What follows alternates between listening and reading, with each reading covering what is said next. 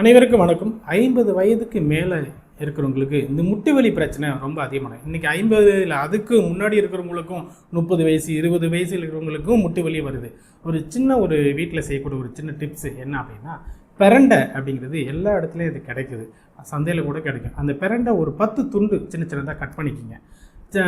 பிரண்டை எடுத்துக்கிட்டு அதுக்கு அப்புறம் வெத்தலை ஒரு 2 வெத்தலை, சுக்கு 2 சுக்கு எடுத்துங்க, கிராம்பு ஒரு 4 கிராம்பு, அப்புறம் பச்சை கற்பூரம் ஒரு 4 பச்சை கற்பூரம், இதெல்லாம் சேர்த்துக்கிட்டு நல்லெண்ணெய் கொஞ்சம் எடுத்துக்கிட்டு, நல்லெண்ணெய் 100 ml 150 ml நல்லெண்ணெய் ஊற்றிட்டு 10 பிரண்டை போட்டுட்டு, அதுக்கப்புறம் பச்சை கற்பூரம், அதுக்கப்புறம் வெத்தலை, அதுக்கப்புறம் கிராம்பு இதெல்லாம் போட்டு நல்லா காய்ச்சுங்க.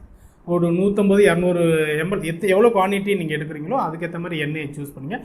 எண்ணெய் அதிகமாக ஊற்றிட்டு குவான்டிட்டி அதிகப்படுத்தணும், பரவாயில்ல, ஒன்றும் பிரச்சனை இல்லை. இது நல்லா ஹீட் பண்ணி ஒரு பாட்டிலில் ஊற்றி வச்சுக்கிட்டு, எப்பப்பெல்லாம் அந்த மூட்டு வலி இருக்குது அப்போல்லாம் சூடு பருக்க தேய்ச்சி விடுங்க. ரொம்ப எஃபெக்டிவாங்க, அப்போயே வலி குறைஞ்சிரும். ஓகே, மூட்டு வலி வராமல் தடுக்கிறதுக்கும் இந்த ஆயில் தினந்தோறும் அந்த மூட்டுகளை தேய்ச்சிட்டே வந்தோம்னா அந்த சைனவல் ஃப்ளூயிட் செக்ரேட் ஆகும். அந்த லூப்ரிகேஷன் நல்லா எஃபெக்டிவாக இருக்கும், போன் நல்லா ஸ்ட்ராங்காக இருக்கும். இதை ட்ரை பண்ணி பாருங்கள். டெஃபினட்டாக உங்களோட மூட்டு வலி முற்றிலுமாக சரியாதுக்குன்னா வாய்ப்புகள் ரொம்ப அதிகமாக இருக்கும். தீவிரமான அந்த மூட்டு தேய்மானத்தில் இருக்கிறவங்களுக்கு கூட இந்த ரெமெடி நம்ம சொல்லியிருக்கோம். அவங்க தேய்ச்சி நல்ல ஒரு எஃபெக்டிவாக இருக்குது, வலியே இல்லாமல் இன்றைக்கி இருந்து கொண்டு இருக்கிறாங்க. இதை ட்ரை பண்ணி பாருங்கள். ட்ரை பண்ணிவிட்டு கமெண்ட் பண்ணுங்கள். தேங்க்யூ.